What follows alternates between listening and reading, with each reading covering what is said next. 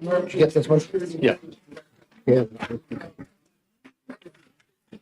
I doubt so they distributed. Let's get this last two. I must be here somewhere.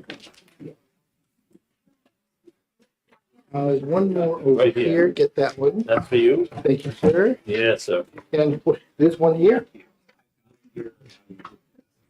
Yeah. Single pager. Oh, look at that. Ah. Okay, Senator, let's make some trouble. Well, first thing happened.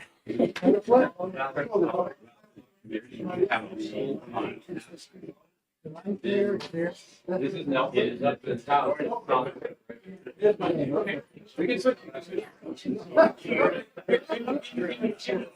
That's all we got right here. We fixed it.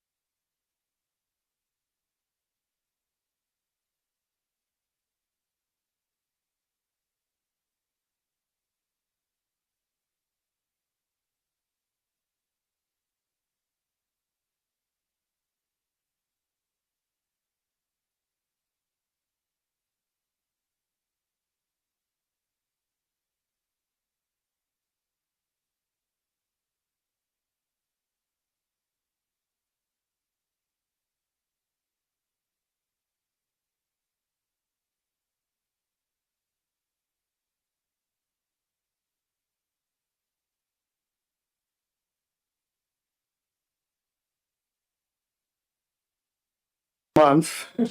So since I'm feeling like Murphy Brown, the chair appoints Representative Murphy as our clerk this month. You're welcome.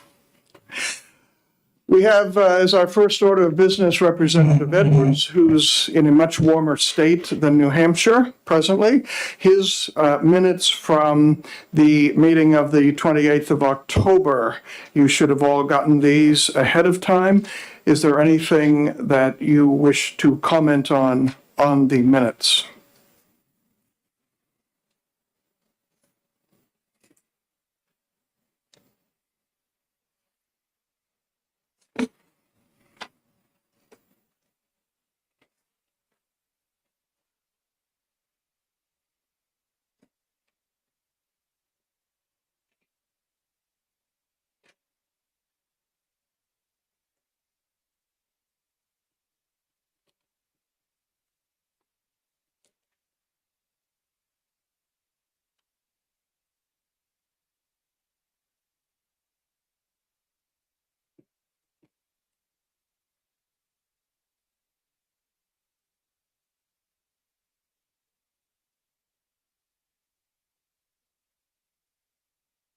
Anybody?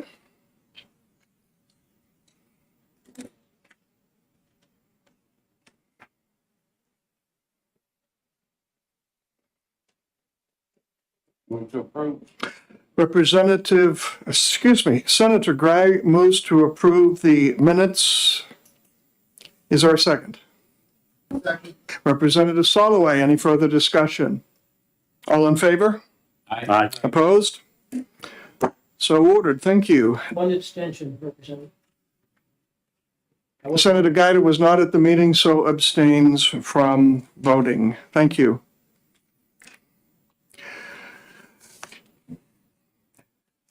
As you may recall, in our September meeting, we appointed a subcommittee on the New Hampshire Board of Medicine transparency. That subcommittee met 3 times in October. Out of that has come a report. You all got it. It looks like this. Mr. Chairman? Yes. Excuse me, would you like to have a roll call before we start? We don't need it? We don't need it. Just write down who's here and who's not. Thank you. You've all gotten this ahead of time. This is the report. It gives the background to the Board of Medicine. It gives to the background as to why this subcommittee came into being. Chair wishes to thank Representative Soloway, who is the author of this report. And the subcommittee presents this to Oversight Committee for your consideration and comments.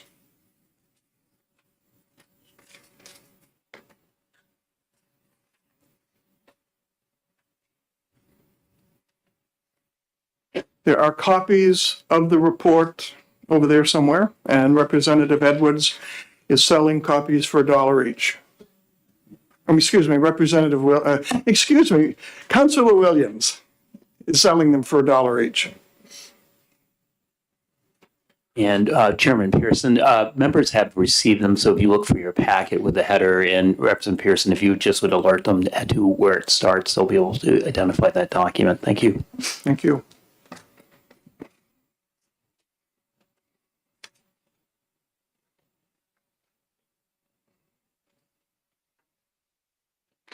Senator Guida. Thank you, Mr. Chair. Understanding that this is all about transparency and public safety, as I look to page 2, the first complete paragraph, where the second sentence says this would include non-voluntary license or privilege revocations or suspensions in any malpractice suits found in favor of the plaintiff over the past 10 years. That's all well and good, but it doesn't preclude the possibility that a provider who has caused harm may voluntarily surrender the license for a period of time without, invoking any kind of inquiry. And so that, to me, not that I in any way, shape, or form am disparaging the practice of medicine or those who do it, but it is a liability within the existing law. And so, or I said within the proposed law, and I think it's something that the committee should address. Representative Soloway, sorry. I think that the good senator has made a very insightful point that there is a potential unintended consequence in the wording, in that those who would otherwise be subject to disciplinary action may be encouraged to voluntarily relinquish their privileges, and that would not be reported to the Board of Medicine, as Senator Guida has pointed out. And we need to be careful, perhaps simply to remove the word non-voluntary from the wording so that that unintended consequence does not occur. In addition, if I may go on for just a moment, Mr. Chairman, I think we need a motion to accept this report, and I'd like to enter that motion to accept the report. Second.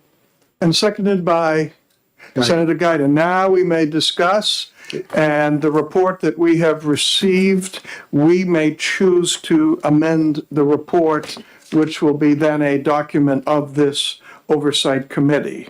So page 2, full paragraph 1, second sentence, you're suggesting striking the word non-voluntary. Yes. Any Yes. thoughts about that? Having served on that subcommittee, I would agree. Anyone else?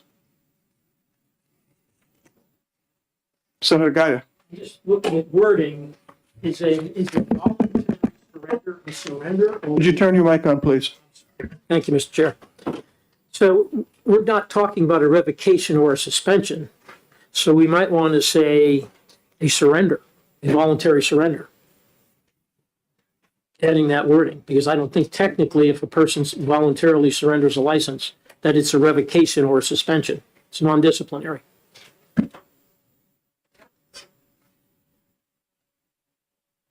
So may I suggest that that second sentence would now read, this would include license or privilege revocations or suspensions or surrendering of license and any malpractice suits found.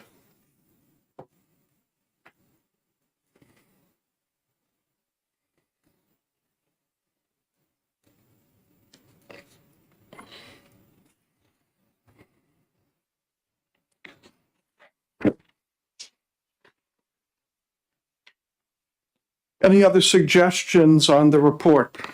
Mr. Chairman, Representative Soloway. as per a suggestion that you made by email, in the first wording, it says pursuant to its deliberations of 3 October 2022. This is top of the first page. Yes, we might add 3 October, 17 October, and 31 October. Thank you, That was your idea. because we did meet 3 times. Thank Yes. you.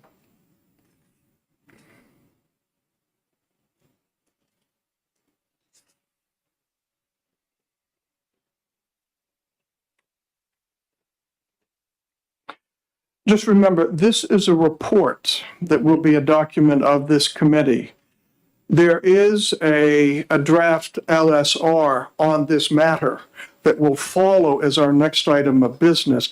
That's where some of us will trot over to OLS after this meeting is over. So this is just on the report.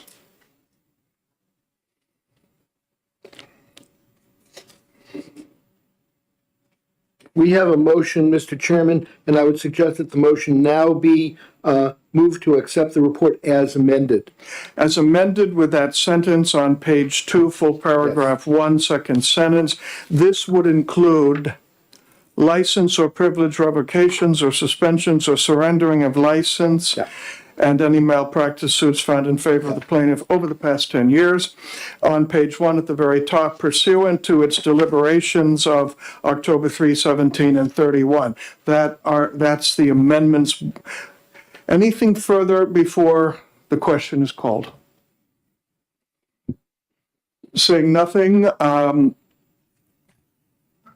would the clerk call the roll on this, please, so we can get it one at a time?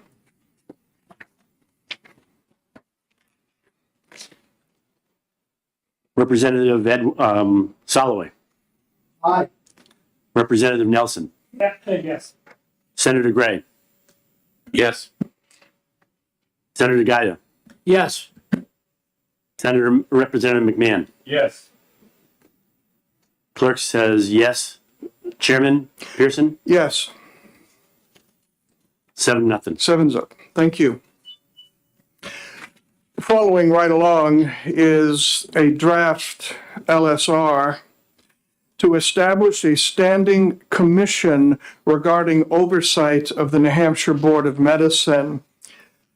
I had asked Representative Soloway to work on such a document. I was working on such a document. Yesterday afternoon, I got to see his document and realized they're pretty darn similar, which doesn't necessarily mean great minds think alike, but for the purpose of this meeting, I'd like to think that. So this is to establish a standing commission on Board of Medicine oversight and is composed of 2 members of the House. I already have a suggested change here. Oh, it's here. I put it in.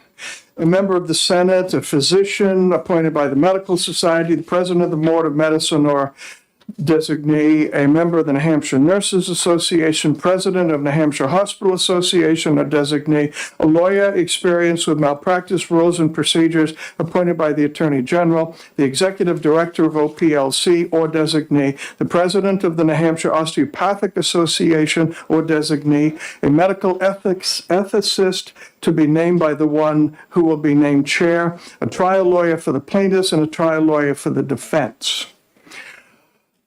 That pretty well covers everybody we need. And indeed, it's pretty similar to the ones who testified on those 3 days in October. The intent and scope, Representative Soloway, would you take it from here and explain page 2, since this is mostly your wording? I believe I have the correct document, but Page 2 of the document in question for the LSR starts with intent, scope, and provisions. I don't have that, Mr. Chairman. I'm sorry, through all of this pile of papers, I've been searching through it, and I do not have it yet in front of me. One is about to be brought to you. Oh, aye. Okay, all around.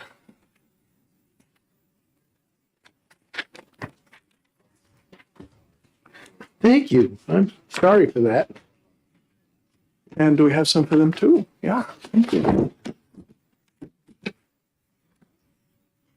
When you get it, you will see that I've been asked to be. No, this is a report, not the LSR. No, we need something that starts with draft LSR. Last page. The last page is a tag. Okay. Aha, that's where it is. Yes, of course.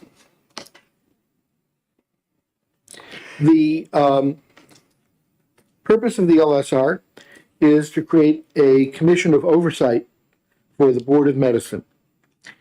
The intent is to bring together the stakeholders in the Board of Medicine's procedures to offer wisdom and insight into the efficacy of those procedures and to make recommendations to the Oversight Committee of the Joint Legislature as to the need for any regulatory legislation that may be required. This is designed to bring together all of the stakeholders in conference to give everybody a voice, including the public, and to thereby provide the needed legislative oversight that the Board of Medicine might wish to engender.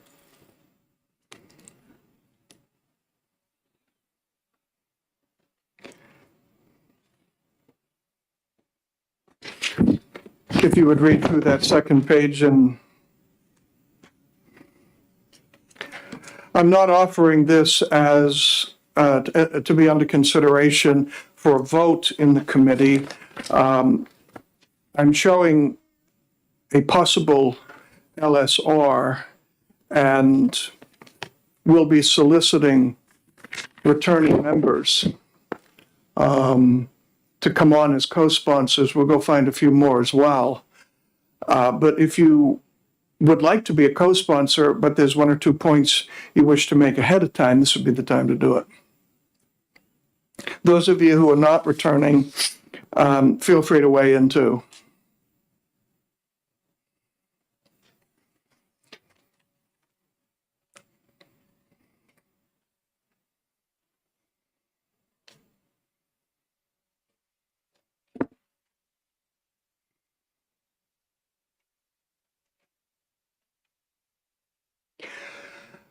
Some of us felt that rather than coming up with an LSR that would specifically mandate changes we would come up instead with an oversight board who would work with the Bureau of Medicine to look at all of these things collectively. And the reason is we did our work in a month. And I think a lot of wonderful things were done, but something that's put together that fast, you come to regret. We should have added this, we shouldn't have put that in there. So I pulled back, and I know you did too, Representative, from actually mandating some changes in an LSR, but instead come up with this oversight committee that would work on things collaboratively and then make some suggestions to the legislature for the future. That's how this turned out, and I'm happy it did.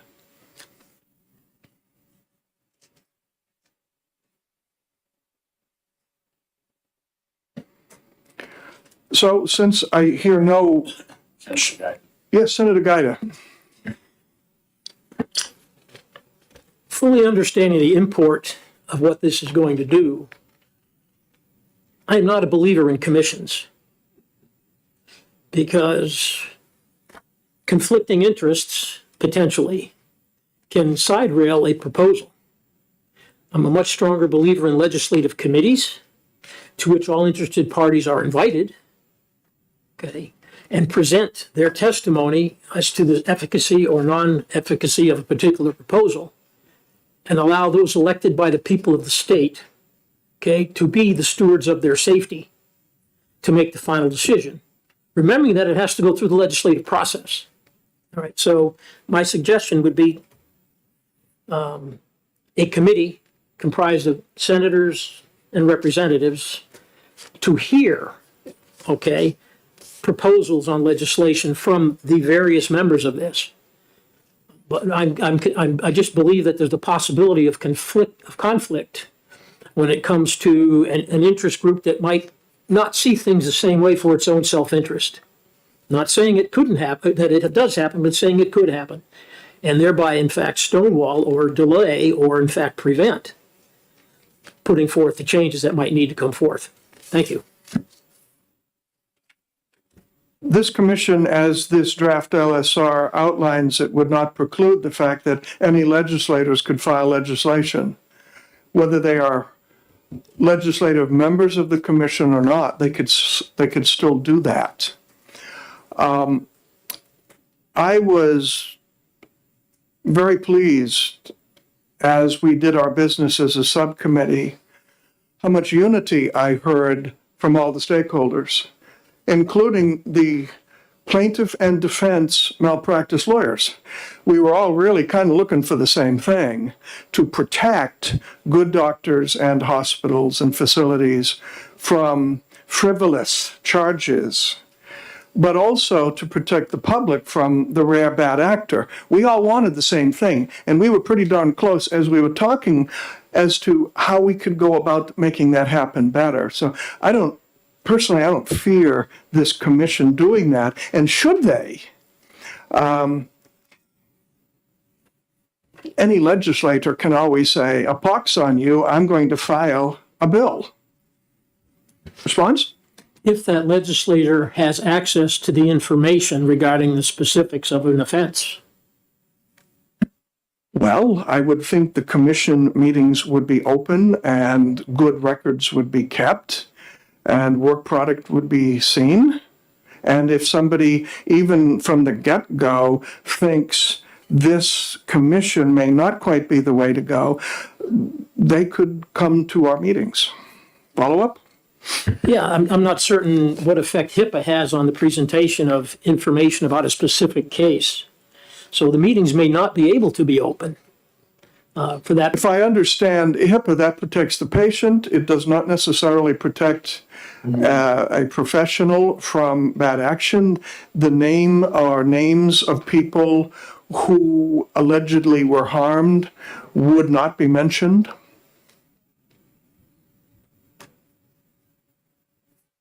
You wish follow-up? No, I've made my point. Okay. Yeah. Representative Soloway. Thank you, Mr. Chairman. I believe that Senator Gaida makes a very good point that commissions may very well, in fact, get gridlocked in conflicting opinions. And I agree with him also that it is the responsibility of the legislature and its duly elected representatives to safeguard the well-being of the people, in addition to physicians, hospitals, and so forth. I think the process by which we can refine this LSR is the amendment process. Once filed and submitted to committee, this is subject to amendment. And I think the guiding document is the report which the senator and I agree needed to be amended. We have done so. And if we set that out as the initial document to guide a committee or commission, we can file this LSR and leave it to Committee on Health, Human Services, and Aging and Elderly Affairs to exercise its wisdom as to commission or committee. One of the things that made us a bit comfortable, even though we had to get all our work done on this and on the next one we're going to deal with, is that although we had a month to do this, there will be a month and a half to 2 months to bring forth amendments on this. I was counting on that. So, anything else? Anybody? Anybody who's returning who wants in on the co-sponsorship?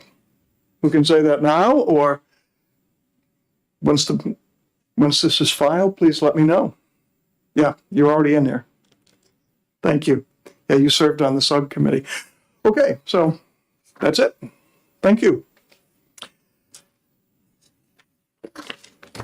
Next item is the Task Force on Precision Medicine and Biomarker Testing, submission of task force. We've got a report that Representative Soloway, who chaired this, is going to present to us, followed by a draft LSR. And Representative Soloway, would you make your presentation, please? Yes, I must say, ladies and gentlemen, Mr. Chairman, I thank you, and I must point out that this was a wonderful educational opportunity for members of the subcommittee, and I am so grateful to Representatives Gary Woods, Representatives Gary Merchant, Representative Jerry Cannon, Representative Betty Gay, and obviously Councillor Williams, and other members of the committee for everything that we learned in the process of putting this together. The draft report is before you. Originally, this was a motion submitted by Representative Catherine Rogers of blessed memory, who herself was suffering from a debilitating disease and who had benefited in ways from precision medicine and biomarker testing. It was her desire that the Committee on Health, Human Services, and Elderly Affairs submit legislation that would establish a commission to further precision medicine and biomarker testing within the state of New Hampshire. As admirable an intent as that was, our professional members on the subcommittee, Representatives Woods and Merchant in particular, alerted the subcommittee to the fact that biomarker testing was a medical technology procedure that had great promise and was being tested, but that the concept of precision medicine and its outcome for people who were diseased had not been proven. It had not been clinically demonstrated.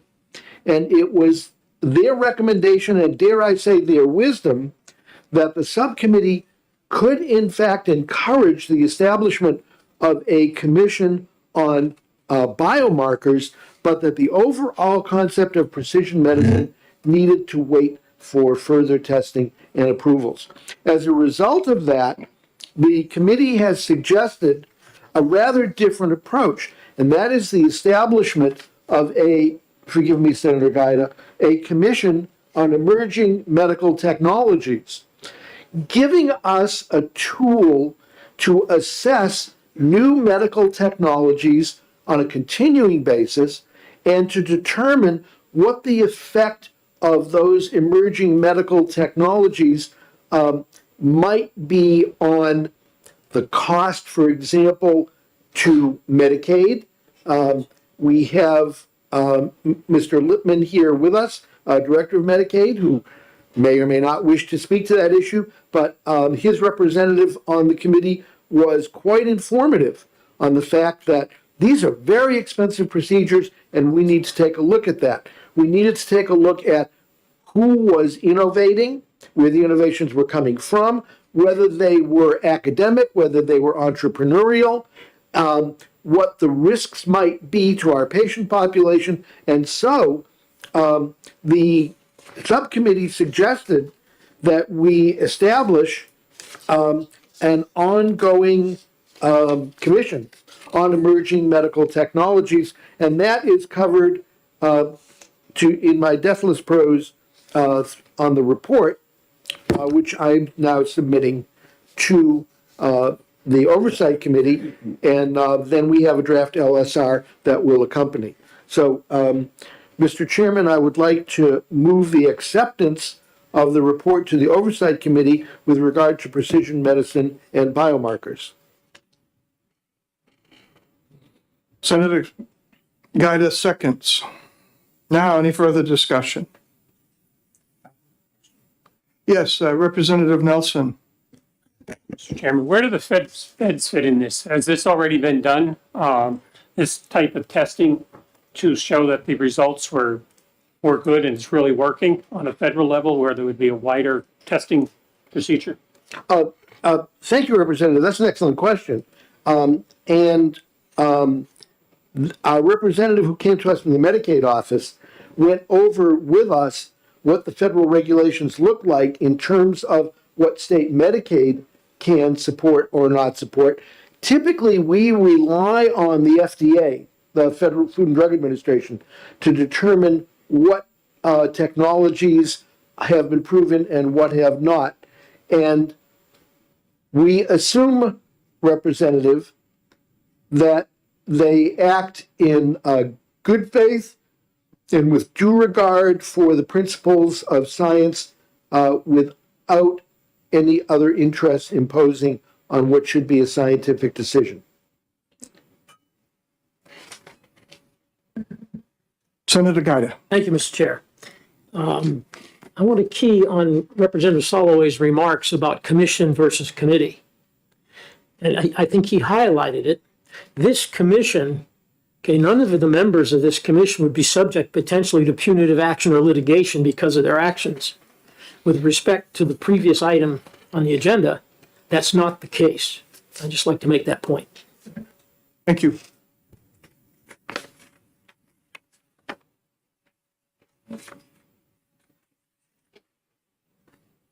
Any further comments on the report of the subcommittee on precision medicine? Again, thank you so much. A lot of hard work. I would like to offer an amendment or two on the first page. The report as given does not list all of your members. I believe, sir, that was amended appropriately. How so? Who did I miss? You mentioned Representative Jerry Cannon and Representative Betty Gay in your opening remarks. Yes, and I did submit, well, Representative Gay is on my list. Representative Cannon as well. And Representative Cannon. You must have a newer version then. There were 4, as I recall, and they weren't dated, so. I have it on mine, sir. Oh, good. Thank you. Is that your copy? Or do you have another one? Well, no, I mean, I'll get another one. And I can only assure you, sir, that Representative Gay made a phone call in which she pointed out those omissions quite directly, after which the changes were made. Also, I would ask the correct spelling of Representative Rogers' first name. That has also been changed, sir. Not on the most recent edition I just got. How would you spell her first name? Sir, I was not a liberal arts major. We don't need, Katherine, I believe it I is. believe so, but that's not what I have here. That was supposed to have been changed. It may appear elsewhere and have been changed elsewhere. But I know I made at least one change, so we can do that. Okay.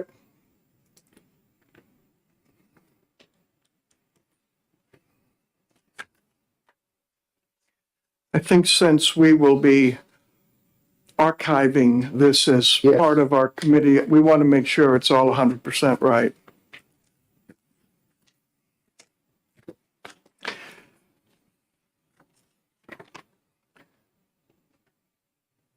Also on page 2, at least on my copy, everywhere her first name appears, it's Katherine.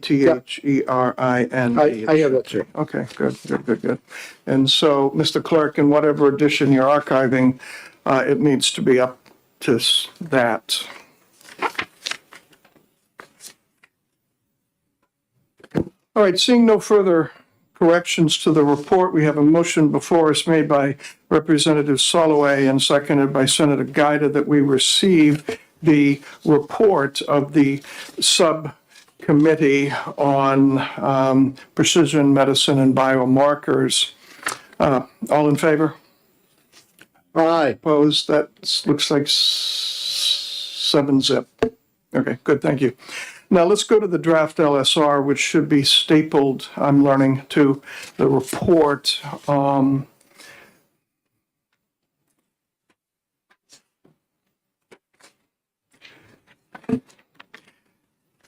there is a page 5, but you want to go to draft LSR where it says page 1 on the bottom.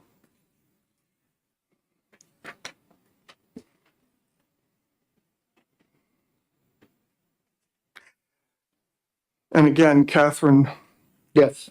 spelled correctly in 2 places.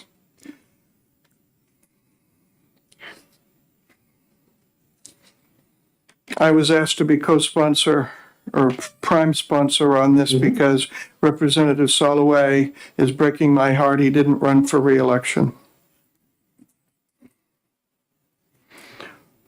Also, if you go down near to the bottom where it's lowercase g, the New Hampshire Cancer Society will not be sending a representative because there is no New Hampshire It's the Cancer American. Society. It's the American Cancer Society. That change has been made in a later edition. Okay. Are there other changes that have been made in later editions? Because I've got to walk something down to OLS, and I want to make sure I have the most up-to-date edition. That should be it, sir. Okay. So take a minute, folks, everybody, and read it if you haven't already. And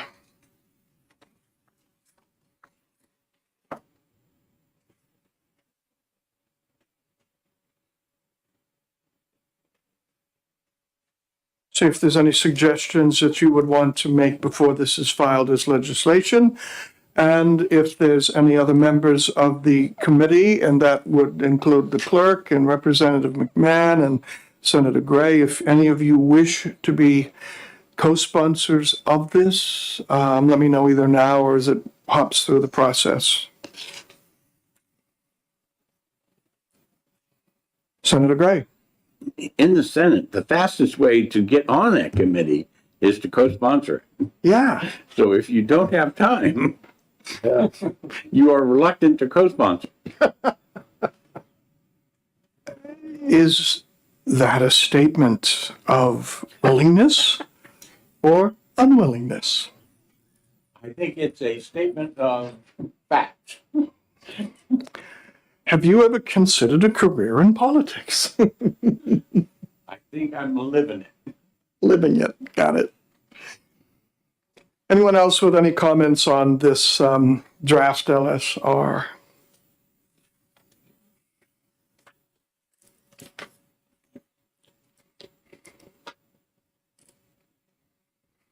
Then, thank you, Representative Soloway, for all the hard work you did on this, as well as the other members of the Emerging Medical Technologies.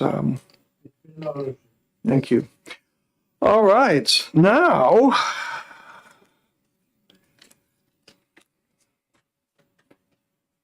the DHHS Commissioner's update. By statute must be given by a person whose first name is Lori. Is that true for you? Representative Lippman, how's the name change coming?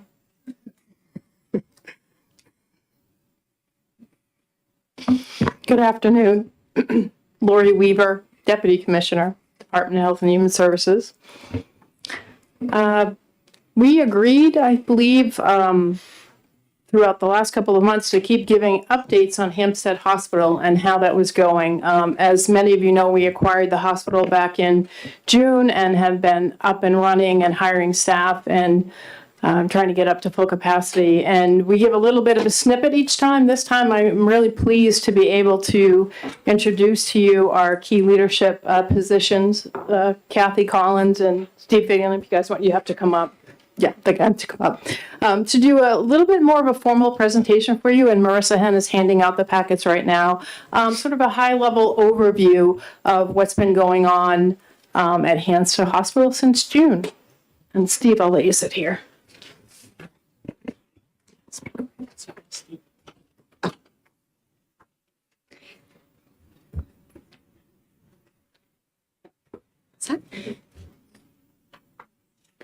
All right. Good afternoon. I'm Kathy Collins. I'm the CEO of Hampstead Hospital and Residential Treatment Facility. Hi, good afternoon. I'm Steve Finnegan. I'm the COO of Hampstead Hospital and Residential Treatment Facility. I wanted to thank you for the opportunity to be able to give an update here. We're very excited about all of the work that we've been doing at Hampstead and continue to do. So we'd love to share all of that great information and give you that update. You'll see in the packet on our first page, that is our grounds. Hampstead Hospital was there since 1974, and we do have 100 acres of property there, and this picture does not necessarily do it justice. There is a lot of opportunity for our patients to have space within the facility as well as outside, open air space, swing sets, things of those nature that actually make it a little bit more conducive for them to be able to have an environment for treatment that's geared more towards children and adolescents and young adults. And so as Deputy Commissioner said, the hospital was acquired by the state in June of this year. And since that time, we also have been collaborating with the WellPath Recovery Solutions team. The hospital is owned and operated. We have our rest of our leadership team here with us as well today, and their names are in the presentation as well. These are all Department of Health and Human Services employees that are overseeing the contract for WellPath. And so WellPath is providing the services and maintenance of the facility in the clinical realm.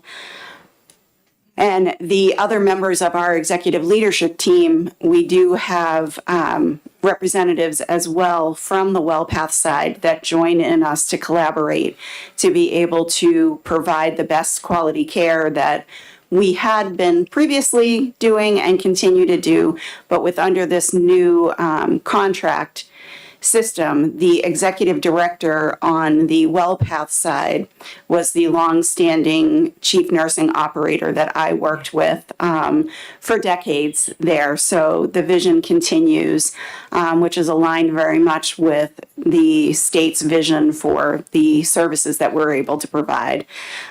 We are operating our units. We have one young adult unit, which takes care of patients that are older adolescents, 17 up through age 25, depending on their presentations.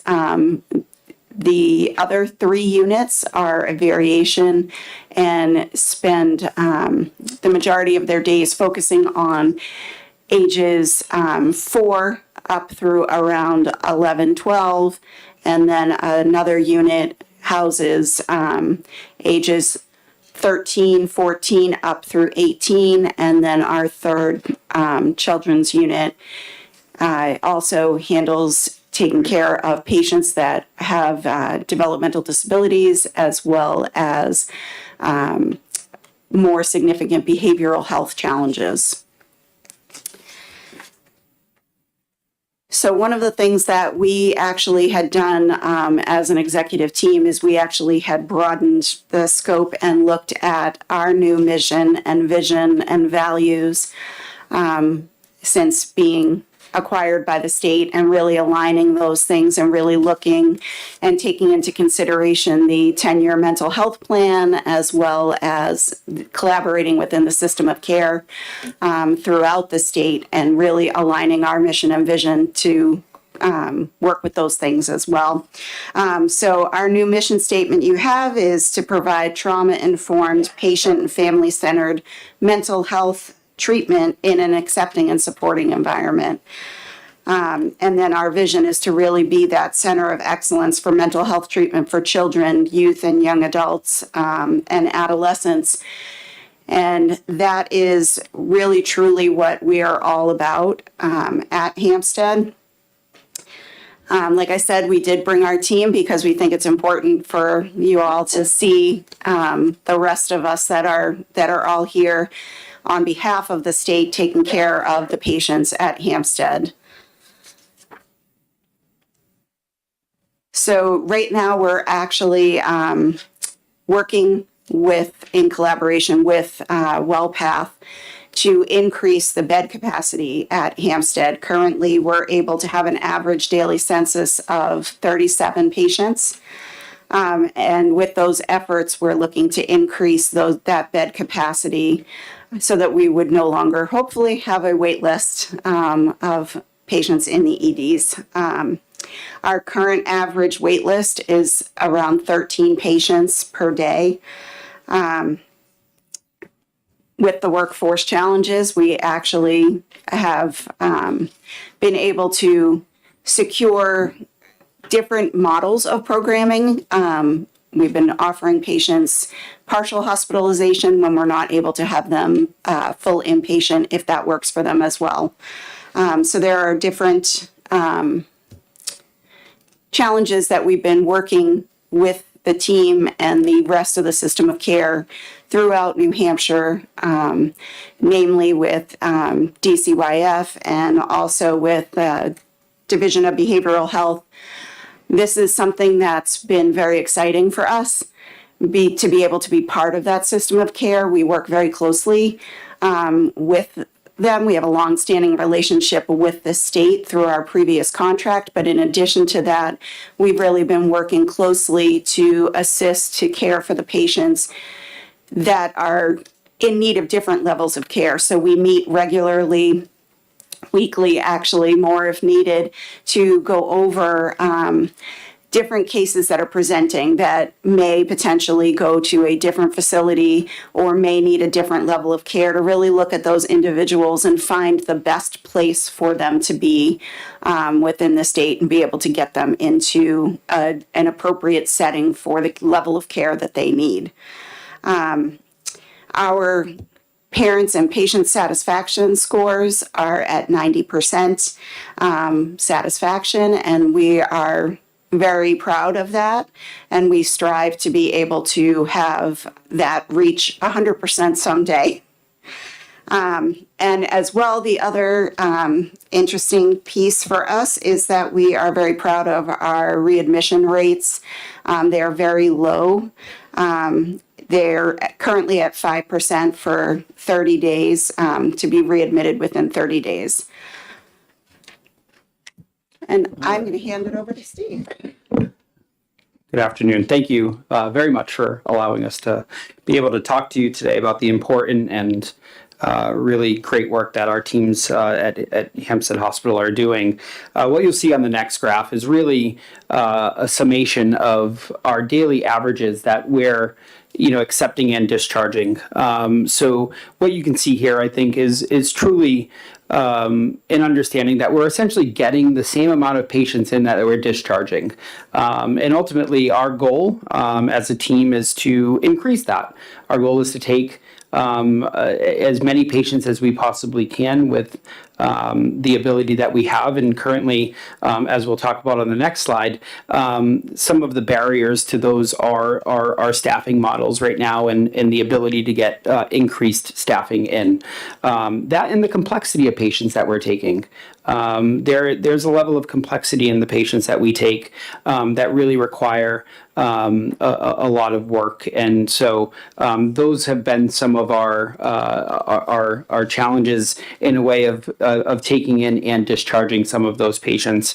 But again, we continue to strive to increase those numbers, and I think as you can see, month over month, we are doing that. On the next slide, you'll see our staffing positions, and so I'm sure as we all look at staffing positions across many industries, healthcare has really been hurt by staffing. And what you see here is that our executive team truly identified a couple of the key positions that we needed here at the hospital in order to really truly take care of our patients, and those would be nurses and counselors.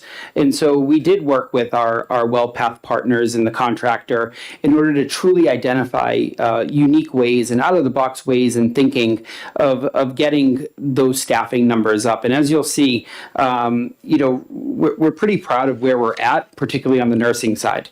We went from about a 61% filled rate to right now we're about 82% filled in our nursing positions, which is really great. That provides us the opportunity to truly care for these patients.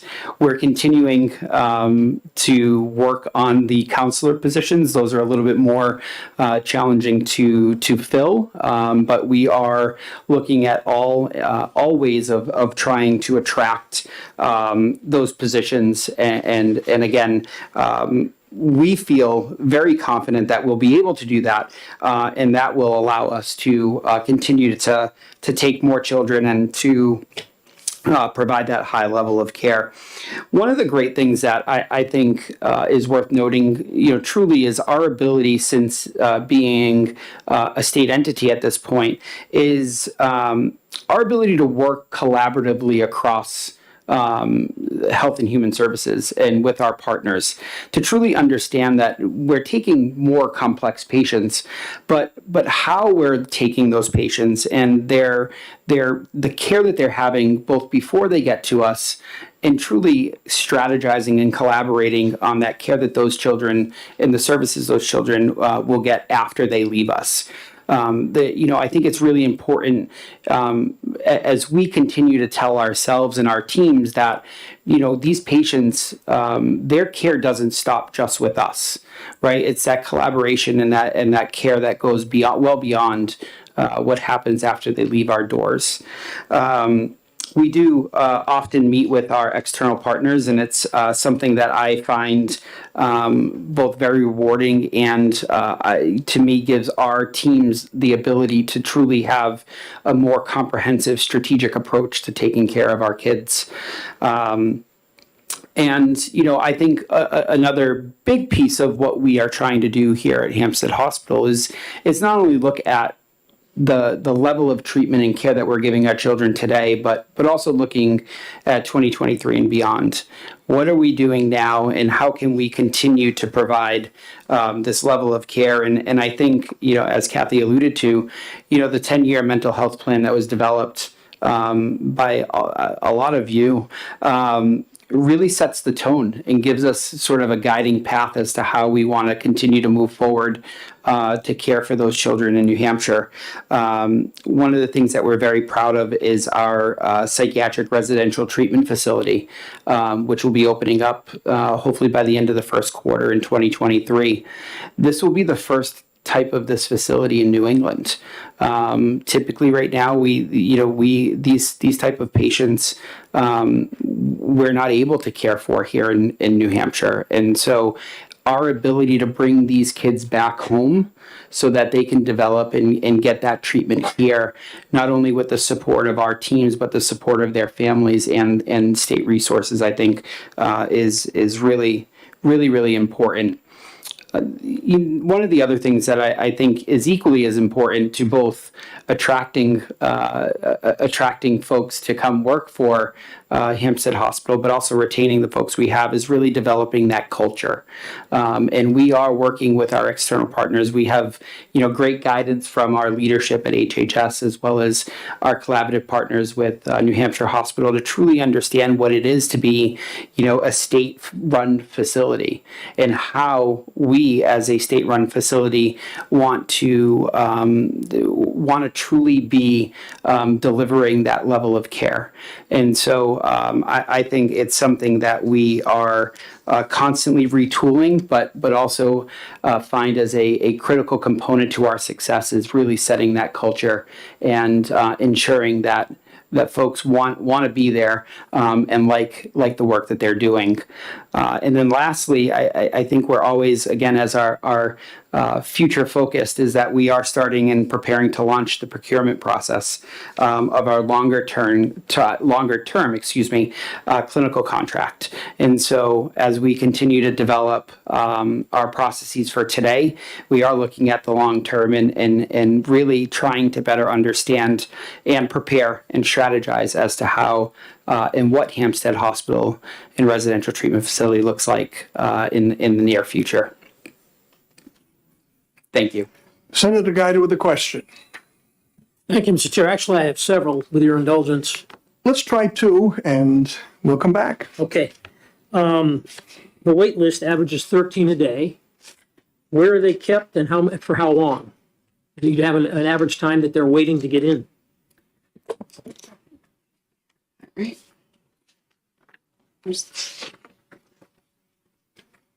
So typically the patients are at the emergency room in the emergency department. And if they are at the emergency room, the average time they're triaged, the patients, and they actually, for a high level triage, they are typically, it is roughly 4 to 6 days that they're waiting. Thank you. Second question.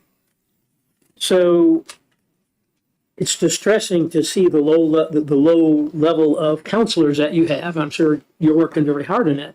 Can you attribute that to any factors? Obviously, every healthcare facility is struggling, but that seems extraordinarily low. Yeah, so I think there are multiple factors in that. One of the things we've identified through the contract was that WellPath originally was recruiting under the WellPath name. And what we found was, well, WellPath, although is a national company, wasn't necessarily recognized in this area. And a lot of folks had trouble sort of getting to that website and really applying for positions. And so working with the WellPath team, we really kind of identified that as, one, we have to really look beyond the way that they were in the job postings that they were putting out. Number two, we really wanted to put the Hampstead Hospital, logo out there, right? Because it's recognizable to the community. And we looked and through some research, we found that, LinkedIn Jobs is where a lot of hospitals today are hiring from. So we really wanted to make sure that WellPath was utilizing those type of resources as best as possible.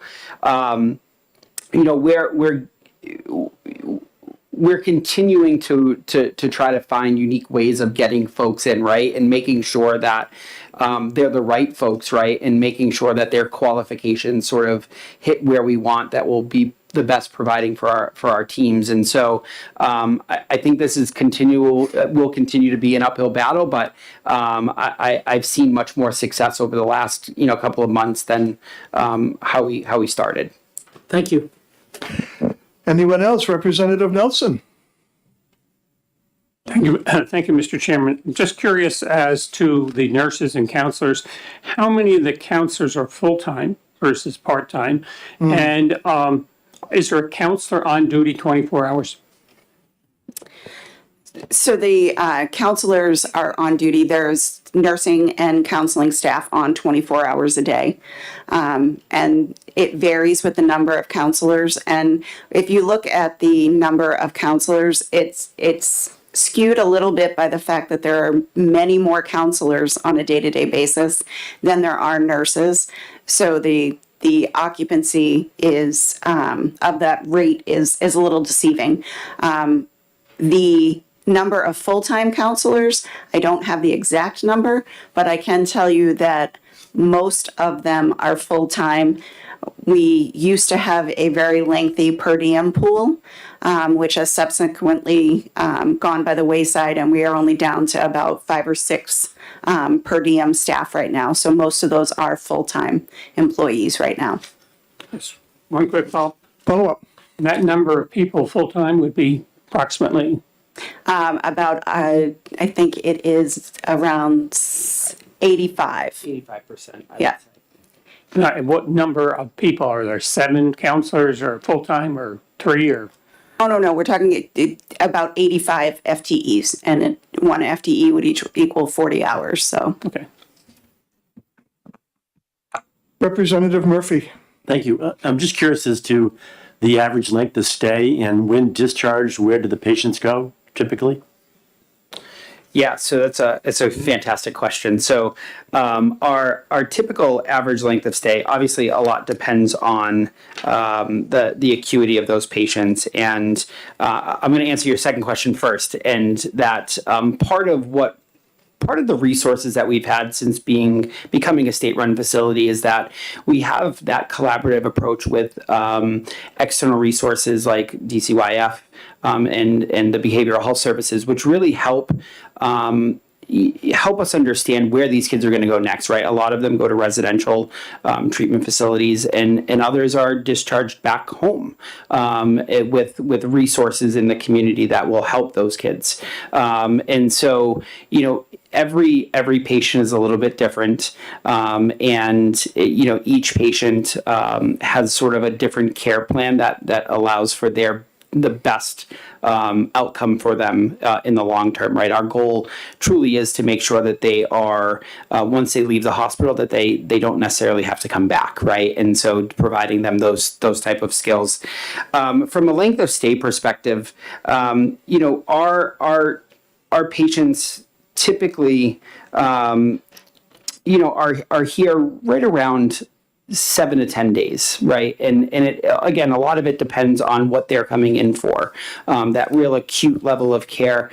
But a lot of times that can vary, right? With based on where they're going after, right? And how, getting into the residential facilities, there's often, as we talk about staffing challenges, right? There are staffing challenges there as well. And so that can at times cause some challenges of getting those kids to the place in an appropriate amount of time. But again, this is really truly where the collaboration comes in, and making sure that we have a plan of understanding of what we're doing for those kids while they're still in our care, and then what the truly what the timeline is for them to get into that next level of care. Follow up. And is there any type of patient diagnosis that you do not take mental health diagnoses that you cannot handle? I'm sure there probably would be one out there if I said there was absolutely none, but I cannot think of anything that we currently cannot treat, with the exception of any type of truly forensic child. And we are only a DRF up through age 17. So anybody that's not voluntary beyond age 17, 18 and up. Great, thank you. You're welcome. You use the term nurse, and is there a breakdown between RNs and LPNs and some of the newer qualifications of nursing? So we recently, that was part of the strategies as well. So we are Joint Commission accredited, and we require to have a nurse and RN on each unit, each shift that has to be solely designated for that unit. We previously had LPNs in the past, so we decided to start looking at utilizing LPNs to provide support for the RNs, and that actually attributes, we now have 3 LPNs total out of all of our RNs that are LPNs that work side by side with the nurses, but they typically tend to count in under the counselor ratio because of the limitations of their licensure. I know that some facilities in the state, and I think the nursing home in Rockingham County being one of them, realizes there's such a shortage that they're bringing in people to train them on the job while they're there. In other words, where 3 of my aunts went, a hospital school of nursing. Yes. Is that something possibly in the future here? You never know. I mean, we would love to see something like that. I mean, we do have several schools that we have come through with the nursing students, and I can tell you that that is a very big boon with getting them to come back. If you like children and you're interested in psych, then coming and doing your rotation there, oftentimes they will come back and work for us. We also do the same thing with social workers, and we have a residency program that is going to be starting in January of this year for psychiatrists as well. I've done this in my facility, of which I'm CEO in Kingston, and I continue to like this as a possibility, learning on the job, and they give us X number of years or months working with us, and along the way we get to know them and so on. Sir? Absolutely. I think in addition to that, one of the things that we've identified is truly building the culture, right, to allow for that. That's right. And absolutely having that level of commitment from all of our staff so that those who do come in that may be learning on the job feel that sense of community and unity there so that it really wants them to stay and give back. And so that's one of our differentiators, we hope, in keeping folks here at Hampstead. And I think that will play a very significant role as we move forward.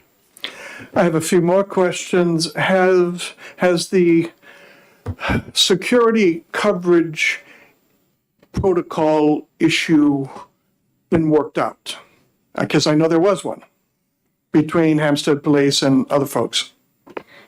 The MOU between DHHS and safety has been signed, and myself and our general counsel has met with Hampstead Police Department. We've had a very good working relationship with them as well, and they're also working with us to support us through the whole process. And they are coming back in a few weeks for us to continue those discussions and just kind of collaboration. Good. I understand that roughly half of the payment in lieu of taxes has been made. When can we, as a Hampstead taxpayer, expect the second payment? That is not something I have. Anyone know the answer? Coming right up. Hi, everyone. Melissa St. Cyr, Chief Legal Officer for DHHS. How are you? The second payment will be made when we receive the bill for the second half, which I believe is in December. Same time I get mine. Yes, I think so. All right. Who owns the responsibility for making sure that this will continue in the years ahead? Because they're about to be my next best friend. So we are working currently with the governor's office to have that payment put into our budget. Thank you. You're welcome. Any other questions about that? Legal? No. Thank you. Would it be possible for a state representative who lives within 1 mile of the facility to swing by and have a tour? Please. Absolutely. We welcome everybody to come and. Even greater than 1 mile? Absolutely. Yeah, okay. I love to show off our hospital.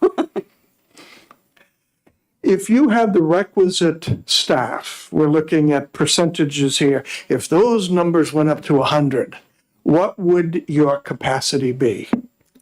We have the capacity for 70 inpatients right now, and then there will be those 12 beds for the PRTF. Senator Guy, you had some more questions. Thank you, Mr. Chair.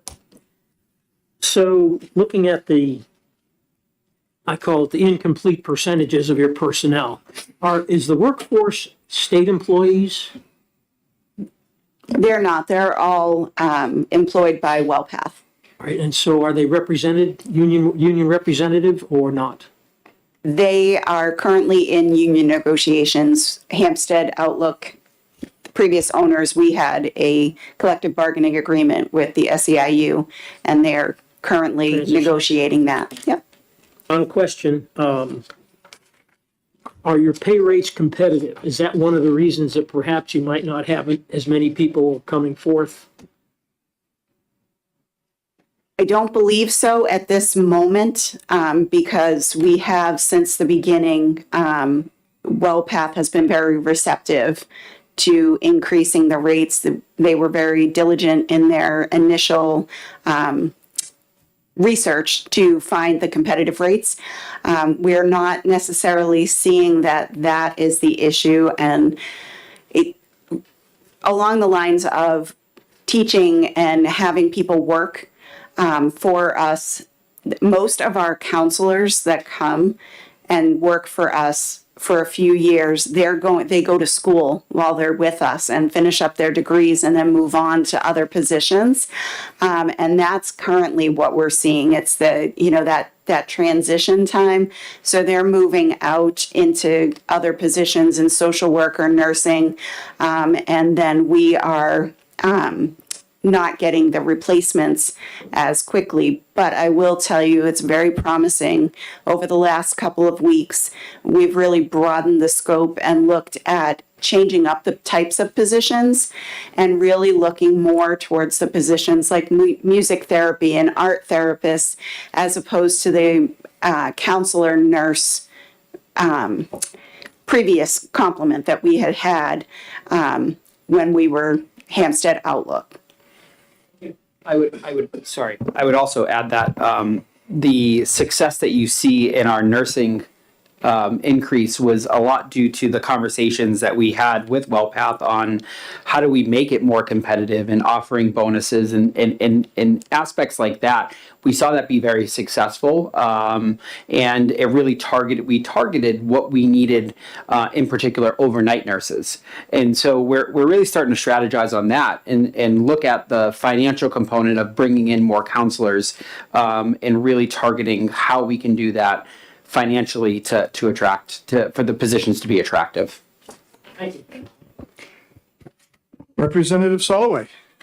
May I make a brief comment, please? You may make a brief comment, please. Thank you, Ms. Collins. Thank you, Mr. Finnegan. I just want to alert the members of the committee and the public to something that I suspect you may know. There was a member of one of our departments, I believe it was Parks and Recreation, who noted that we're New Hampshire, we're not New York, we're not New Jersey, we do things differently. And we take care of one another. And the development of Hampstead Hospital by the state is really a very good example of how we try to take care of one another, not necessarily with money on the table. So a senior level person in Parks and Recreation called down to our Urban Forestry Center in Portsmouth. And you may be aware that the state runs this wonderful facility in Portsmouth. It's run by its director, A.J. Duperret. And the person from Parks and Recreation mentioned that they had had a child who had been at Hampstead Hospital. And wouldn't it be nice if the state just did something wonderful for these kids?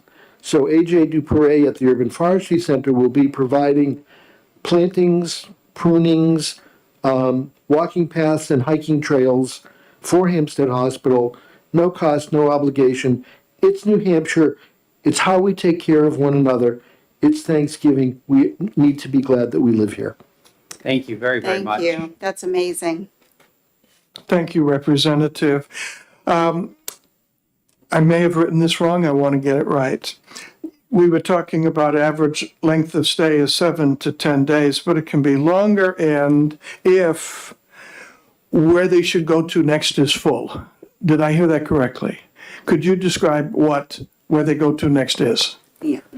So with the average length of stay, I would like to extrapolate a little bit on that. So that is our typical average length of stay to stabilize a patient is 7 to 10 days. Recently, we have actually noticed, and we track this continually, and our average length of stay has increased because of the patients not being able to go to the residential treatment facilities or group homes or PRTFs, which we will then have. So that's the next steps. The other contributing factor is being able to have in-home supports for some of our patients that don't necessarily meet criteria for residential treatment, but they may need an in-home therapist, which is provided through external agencies, community mental health centers, and their workforce is also struggling. And so we won't send a patient out to the community until they actually have those safe resources in place. The facility of which I'm part-time CEO is a training site. We get a lot of students coming through. And often if they're on one of their very early rotations, I keep a special eye on them. Having been a hospital chaplain at one point and trained in counseling, I want to see how the students are handling not one, but several patients per day, some of which may trigger certain things. My grandmother died of that, etc. Or, and how are they coping? Are they swallowing it? Are they going in the ladies' room and crying? Because if they don't know how to deal with it, tomorrow's a new day with 12, 14, 15 more people, and so on and so on. So I'm green on grass, especially on our newer students coming through. What intentional provisions do you do with new hires, especially if they're young in their careers? The WellPath Recovery Solutions, they actually are in the process right now of completing a training module and a training program for them. Currently, our an orientation phase, if you will, and they're formalizing that to include that. But historically, they have an immediate milieu supervisor, then they also have a unit director, a manager, and we have very large open door policies at the hospital where they can come and talk and walk through.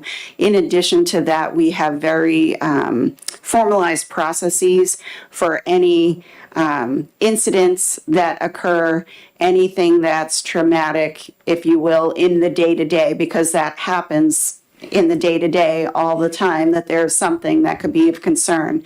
So they meet together as a team to process the day and report in the morning, and then in the afternoon on both ends of their shifts.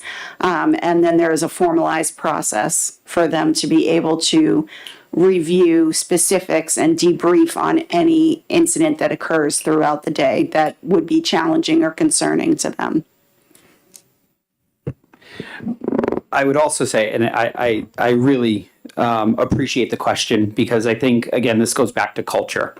And I think one of the things that we're trying to do, and really our executive team is really behind, is developing that sense of understanding that this job is really difficult and that we want to help grow our staff. And so we've started providing leadership trainings. We've started providing ways in which we can talk to our staff, ways in which we can guide our staffs to develop that next level of leadership opportunities, and again, hope that they stay and grow within the role. We've provided a group of our team through a presentation, a book on change management, right? How to understand and work through change, because as we all know, change happens every day, and it's something that we're really focused on, really identifying the temperature of the building at all times, seeing where there are some challenges with morale, seeing where there are some challenges with things that we can help control, and then providing that support from the very, very top, and making sure that everybody knows that we as a group, we as Hampstead are really care about them and care about not only what they're doing for our patients, but truly about them as individuals. And I think we've gotten some pretty good response up to this point, and I hope that we can continue to see that success. I came back from spending quite some time doing debriefing with the New York Fire Department after 9/11. And I came back getting ready to see how my staff was doing. And 10 minutes into a conversation with one of my counselors, he realized I was showing signs of secondary PTSD, and he was debriefing me. So it can go up the line too. Yeah. Any other questions? Thank you so much. Thank you very much. I'll be giving you a call. Look forward to it.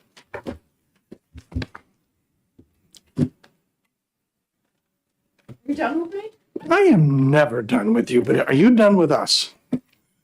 I believe so, unless you had any other questions for me. Any other questions? For Deputy Commissioner Laurie, Thank you. welcome.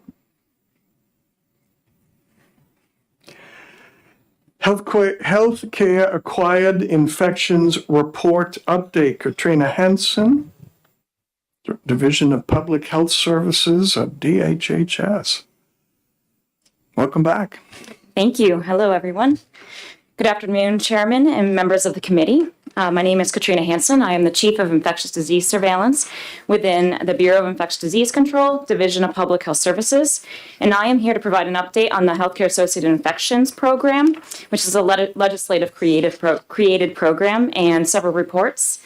We have provided this and reported these data to the committee for over 10 years, so I will only touch on the data highlights. Have you given a handout out? I have. What does it look like? It will be a letter to the committee, and then there are two reports right behind it titled Hospital Associated Infections and Ambulatory Surgery Centers. Yes, I think what Representative Soloway has in front of him. Okay, thank you. Yep. Detailed data are also available online, and I did also provide 2 full copies of the reports as well, but they're over 150 pages long, so I only brought 1 copy each. I will also provide budget and other program updates. Also, there are a lot of acronyms and various terms, so I will introduce each one at the first time for clarity, but feel free to ask questions after. I can also clarify.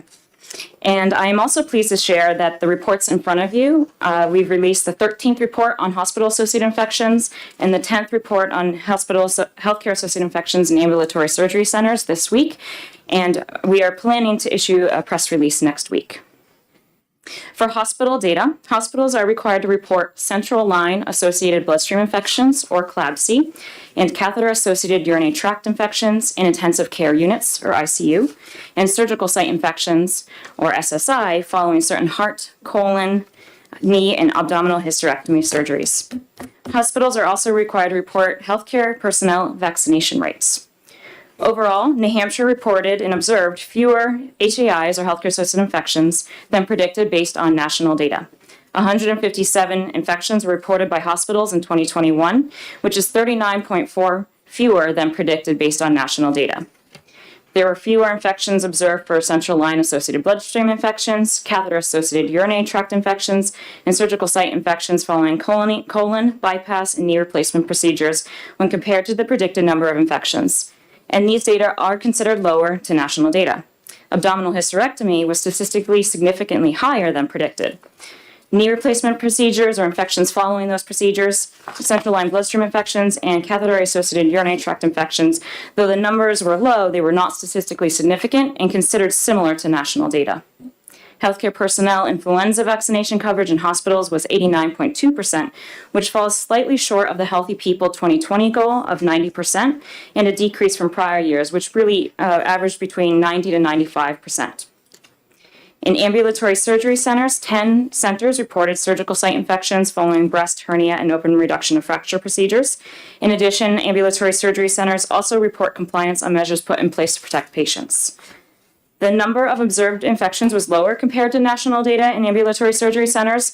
In fact, they reported 0 infections of those procedures for 2021, and they also reported 0 infections in 2020, if that provides some context.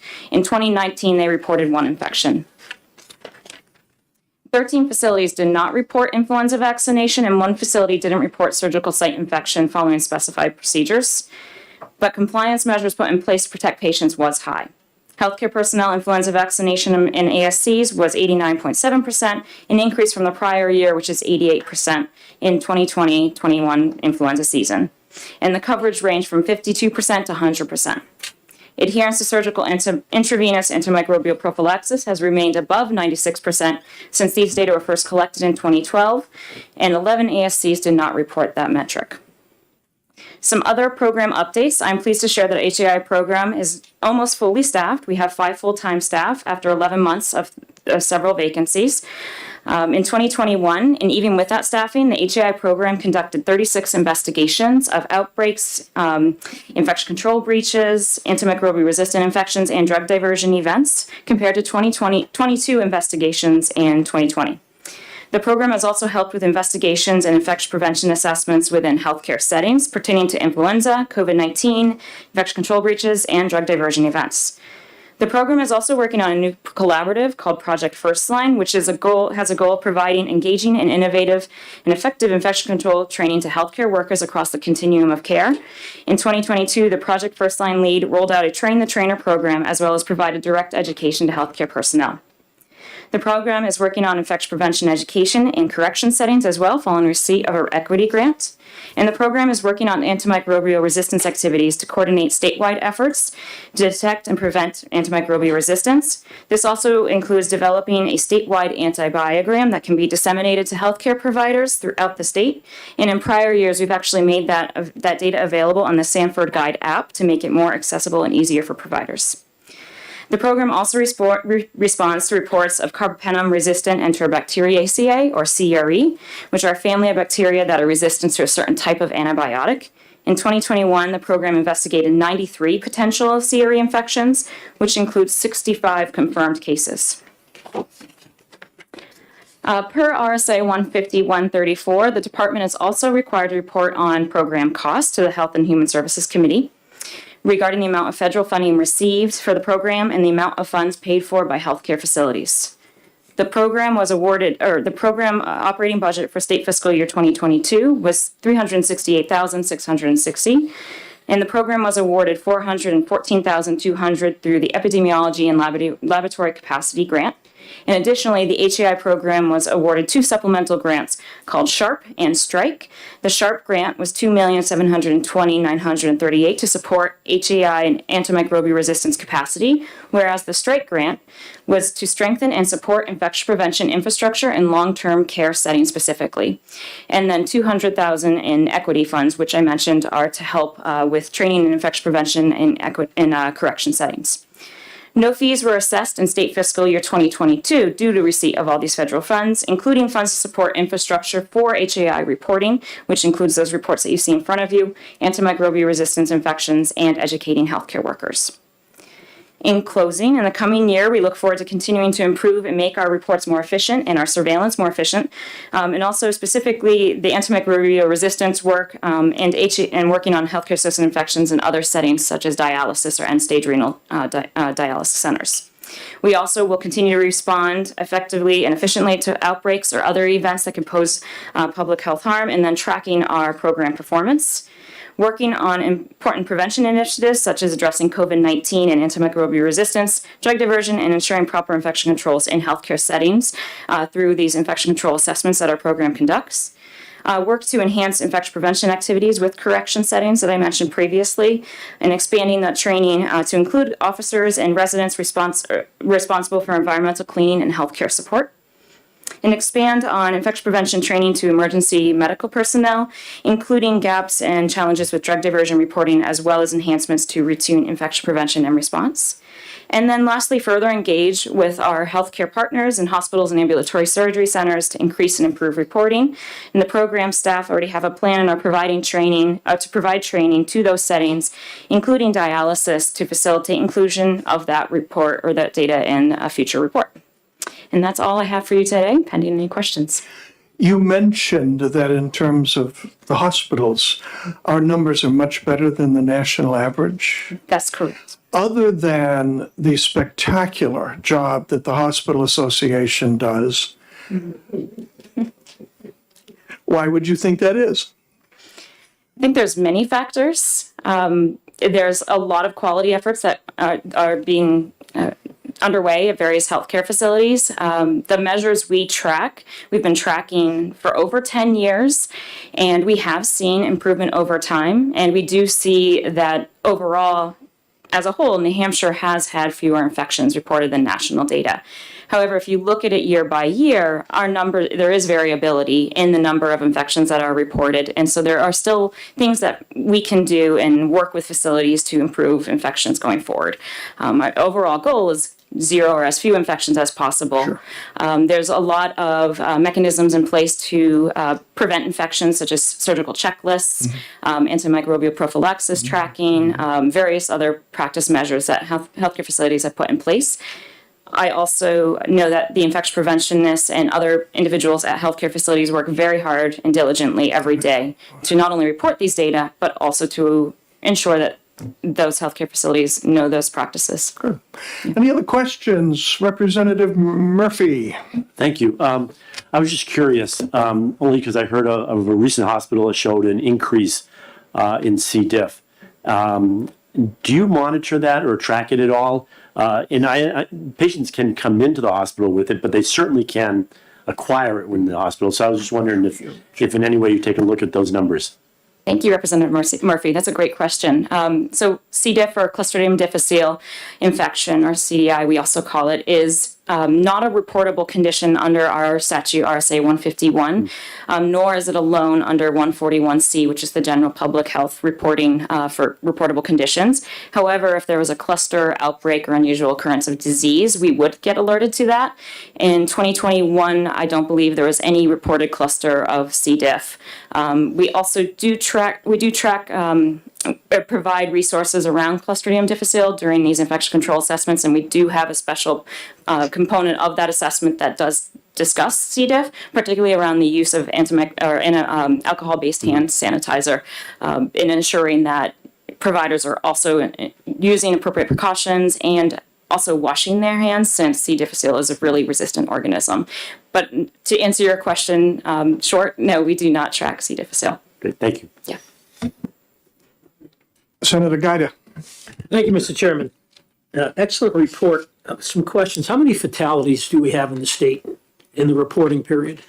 That is a really good question, and unfortunately, I cannot provide you the answer because we do not track mortality associated with these infections and how they are reported into the system. The system we use, called National Healthcare Safety Network, only shows the number of infections. It doesn't show the mortality associated with it, though certain infections do have higher mortality associated with them. Particularly central line associated bloodstream infections, and certain surgical site infections may have higher mortality associated with them. So those infections are ones that we really do track closely to try to reduce those infections to the best of our ability. So to paraphrase, you're not tracking fatalities. That is correct. We are not tracking fatalities. Do you track rehospitalizations? And no, we do not track hospitalization or rehospitalizations. To your knowledge, how many states do on both? I don't think I have that answer in front of me. I'll have to bring that back and come back to you. For at least the tool that we use, many states use the same tool. It's a national-based system. There isn't a mechanism in there that can really get down to that nuanced level of morbidity or rehospitalizations or mortality associated with those infections. Senator Gaida. Thank you, Mr. Chair. I would significantly hope that someone proposes legislation because my constituents are not interested in percentages. But there are, when I pushed the legislation that was brought in by a new representative 20 years ago, 99 New Hampshire citizens died from hospital-acquired infections. That's data we need to keep. It's not your fault that we're not. It's our fault that we haven't made that metric a requirement. And so I would certainly ask that somebody on this table. Would you shoot me an email over the weekend, please? Sure. To that effect, and as much as you can, and write the LSR2 for me while you're up. Wait a minute, I'm retiring. No, you're not. Thank you. Any other questions? Representative Soloway. A comment, Mr. Chairman, really for you, and I would invite Ms. Henson to respond. We are a small state, and we have one academic medical center in the state. We are adjacent to probably the world's greatest agglomeration of medical expertise in the world, in the city of Boston. And as a result of that, when we here in New Hampshire encounter vulnerable patients, or when we get hit by a resistant infection, it is not unlikely that we ship them to Boston. So at the risk of tearing a rotator cuff, patting ourselves on the back, we probably not become terribly comfortable with our data compared to other states. Some of that is an artifact. Thank you, Representative. That's a good comment. We do struggle with this. There's a lot of patients travel cross-border for healthcare, I think is what you're referencing and alluding to, and then also antimicrobial resistant infections can then also then spread or may be undetected. I do want to mention that our program works diligently when we do identify an antimicrobial resistant infection that is within our reportable condition law. We work closely to try to identify the path of that patient and then where the various healthcare touch points were, to ensure that if, let's say, that patient was in Massachusetts or in a Vermont facility or a Maine facility, we will contact the health department in that location and try to ensure that if patients or healthcare providers may have been exposed, that those individuals are appropriately notified. Thank you, Mm-hmm. Representative Nelson, did you have a question? No? Okay, just waving. Okay. Hi. Hi, Bill. Anyone else? Thank you so much for your report. Thank you so much.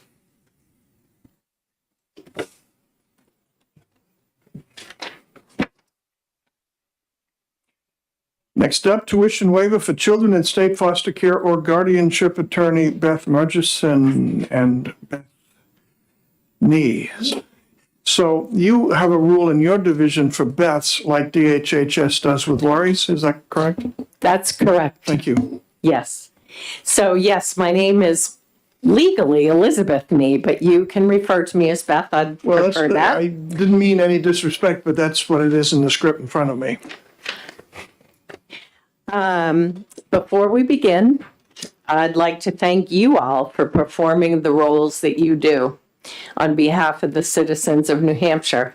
I applaud the time and effort you put into the governance of the Granite State and have voted, personally, I have voted in every election that I've been entitled to do so. So I'm in awe of what you do here.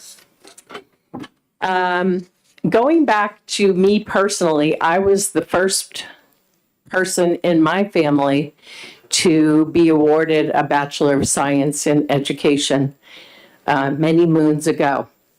Back then, college was reasonably affordable to working class, middle class Americans. Now, my entire tuition when I attended Wheelock College is 1 year at UNH. So I just want to put that a little bit on your radar. My position with DHHS DCYF is in conjunction with the adolescent program as youth engagement specialist. I work with the tuition waiver program. I also facilitate the Youth Advisory Board, and I track the NIDED data, which is National Youth in Transition. I enjoy it immensely, and one of my favorite things is engaging with these youth that have applied for the tuition waiver.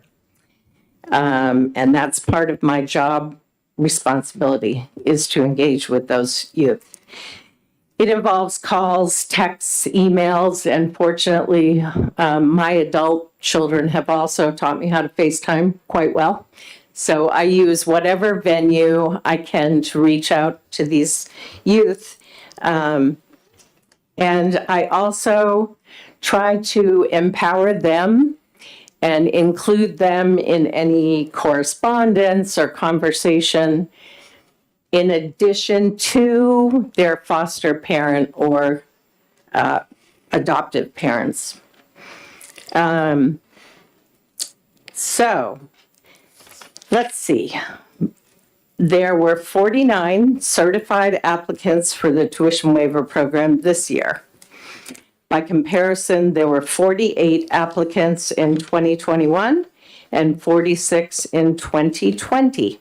So we've seen a rise in students that would like the tuition waiver, but there aren't enough to go around at the time, right now. So we have to wait list youth in case there's an opening.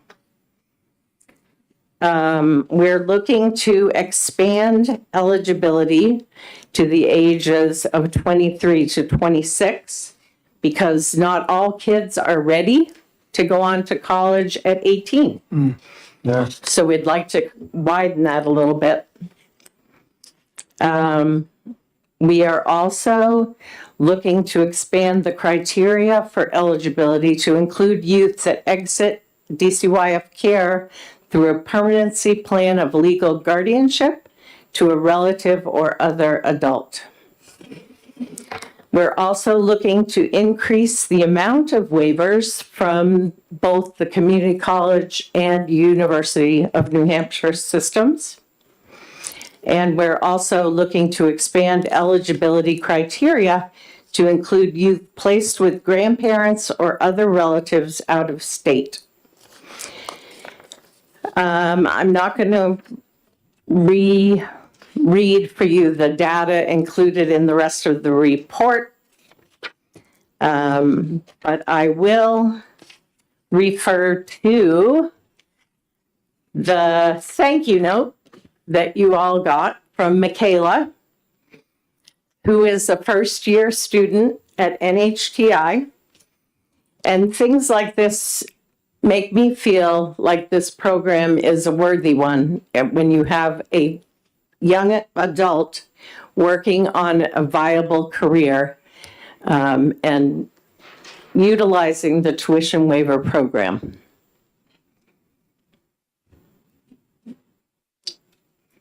And I'm a little nervous, and I apologize.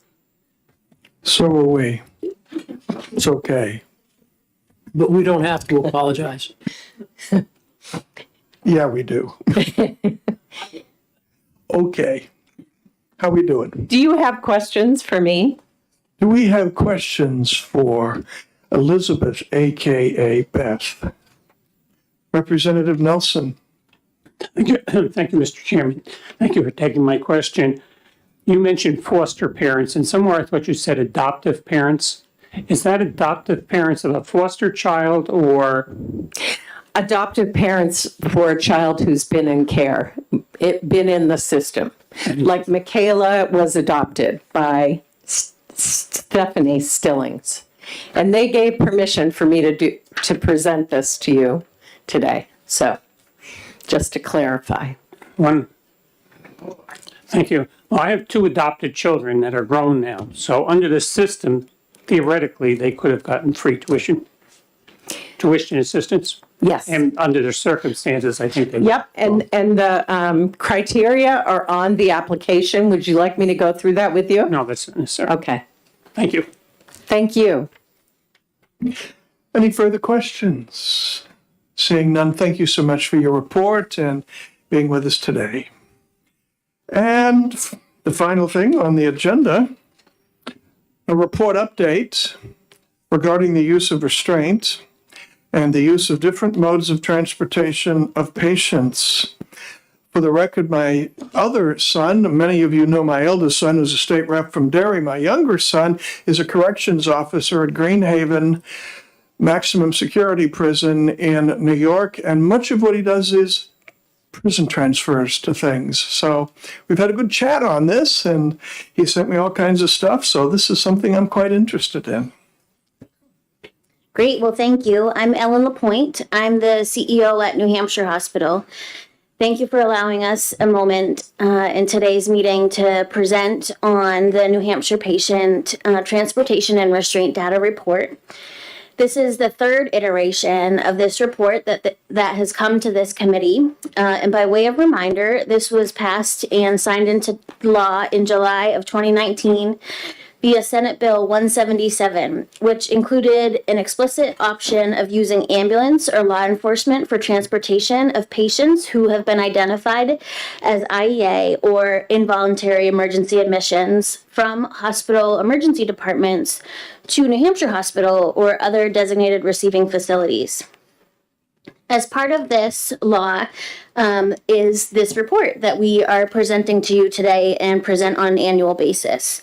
And joining me today is Carolyn Lavoie via New Hampshire Hospital Association. And I want to just take a moment to thank New Hampshire Hospital Association for their hard work in partnership in helping us compile this data and putting it into this beautiful report format that you see today. So Carolyn's going to walk us through the report, and then of course if there's any questions, or I do have a couple of summary points at the end. So Carolyn, take it away. Thank you so much. Good afternoon, Mr. Chairman, members of the committee. Thank you for having me. So I will walk through the report. You should have it in front of you, which contains summary statistics from year 3, which we're calling, which is October of 2021 through September of 2022. And since we now have 3 years of data under our belt, we have some trending statistics to share as well. So on the bottom of page 1, see, there are 1,271 IEAs in this 12-month period. That's an average of 106 transports per month. Vast majority of these, 99%, were adults. 37% of transports happened by ambulance, 62 by law enforcement, and the rest were by other means. When it came to the use of restraints, it was pretty split. There was 46% occurred without restraints, 53 with, and we did have a handful of unknowns. And for the transfers that used restraints, it was pretty split between the use of combination, handcuffs only, and waist belt only. If you turn to the next page, the table at the top takes that 1,271 number and breaks it down by month, as well as the DRF facility that received the patient. Just to give you a sense of volumes, New Hampshire Hospital did take a majority, 63%, and the rest were divided among the other 6.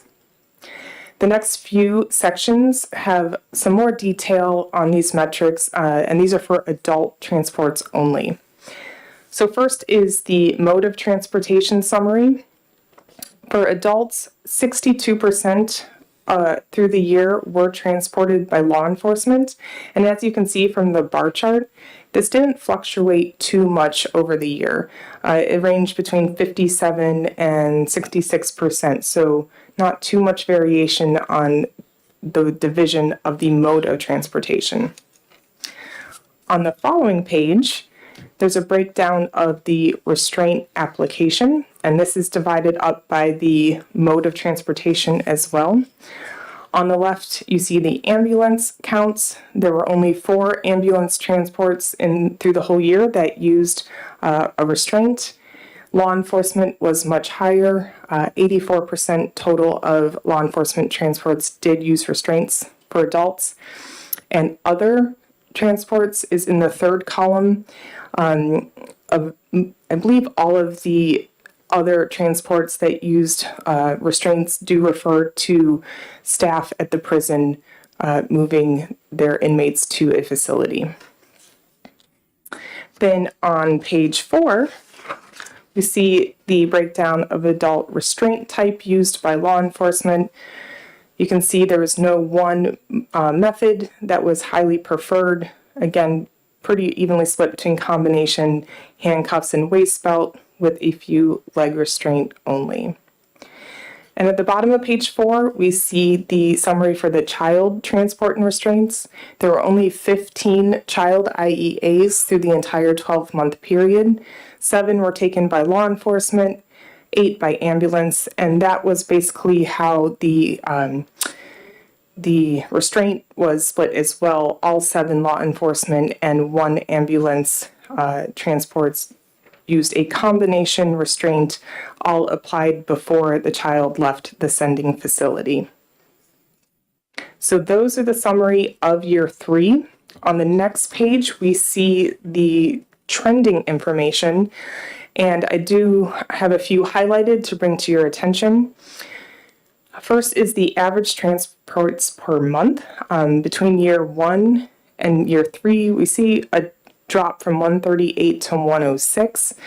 And this is complemented by the chart at the bottom, which is the DRF transports by report year, which shows you the volume by DRF and how that has changed. And you can see in year 3 that across the board, excepting Hampstead Hospital, all the DRFs did see a decrease in the number of patients they've received. We do want to make a point, and Ms. LaPointe will speak more to this, but we want to be clear that this is mostly due to the reduction in the capacity at the DRFs. This is not a reduction in the need or demand for services in the state. We also see a sharp drop in the number of children in year 3, going from 78 to 15. This is related to New Hampshire Hospital no longer receiving children IEAs, and again, Ms. LaPointe can speak more to that point. We do see an increase in the use of restraints. So restraints overall rose about 9% between year 1 and year 3, up to from 44% to 53%. And I did highlight the law enforcement using restraints, which jumped about 11% between year 1 and year 2, and then remained almost exactly the same in year 3 at 84%. And then the final page of the report has some trending line graphs. The top chart showing the number of total IEAs per month, and you can see that downward trend as we spoke about. And then the bottom shows the percentage of restraints used in transport, yes and no, and you can see how that fluctuates over the 3-year period. And the pages beyond that are an appendix that provide more detail of the numbers that went into these statistics. So thank you, and let me know if you have any questions on the data or questions from Ms. LaPointe. I have two questions. Number one, in the chart on the bottom of page 6, Yes. it may not be longitudinal enough to ask why the red is going up and the blue is going down. It may not be significant for our purposes. Would that be correct? Go ahead. Thank you, Representative Pearson, Chairman Pearson. I was actually struck by that as well. And I think an important point to make is that obviously the determination of utilizing restraints for transportation is made by the sending facility, the sending hospital, obviously also in conjunction with the transportation that's being provided, whether it be ambulance or law enforcement. So I don't want to speculate on their rationale behind decision making, but one of the things that struck me is the timing of this change in the midst of COVID. I think COVID obviously can sway some of these percentages, and I was wondering if it had to do with an increase in infection preventions and safety precautions as it related to working with these patients via transportation. But that was a speculation on my part. I think you're right. I don't think that there's enough data yet to make a solid determination. My second question is, where are you native to? Me? You. Cleveland, Ohio. See, if I was to talk about LEOs, it would be law enforcement, but you spoke so well. I said, excuse me, you must be from the Midwest. Yeah. Thank you. Any other questions? Senator Gaida. Thank you, Mr. Chair. So when we look at law enforcement, and Chief, you might be able to help us out here, are those restraints a result of policy in the department, or are these just reflective of restraints that needed to be applied because of behavioral aberrations by the patients? I think that's a great question, and I would definitely welcome the chief to join us if he had more to add. But I would just reiterate that generally, when the decisions are made to utilize restraints, it's due to the circumstance or the assessment of the patient at the time. So there are concerns related to the patient. Thank you.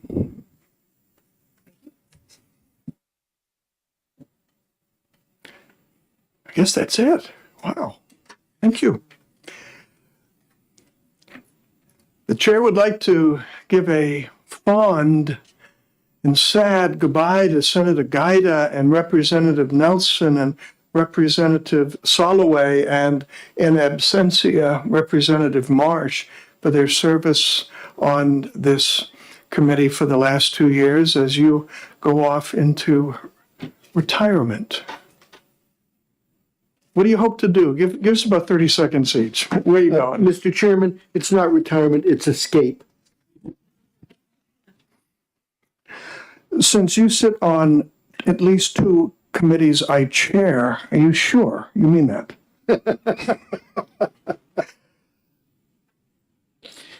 I'm signing up for pastoral counseling. Okay, well, I'll book out several hours. Representative Nelson, what you going to do?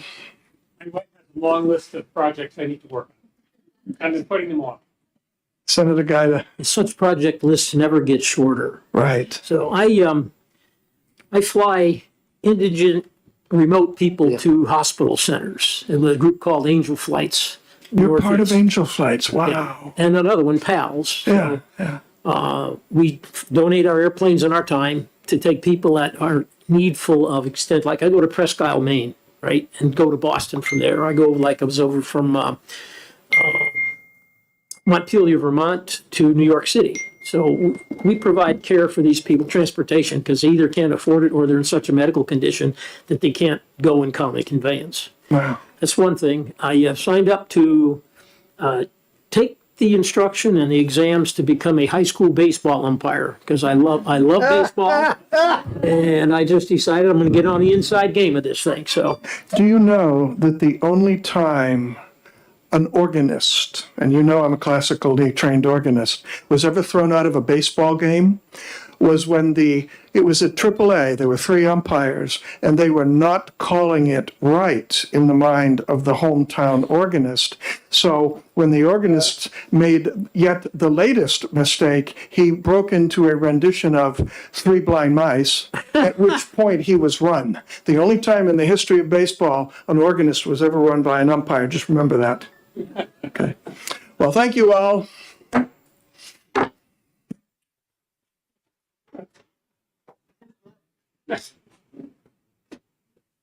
I could write a book.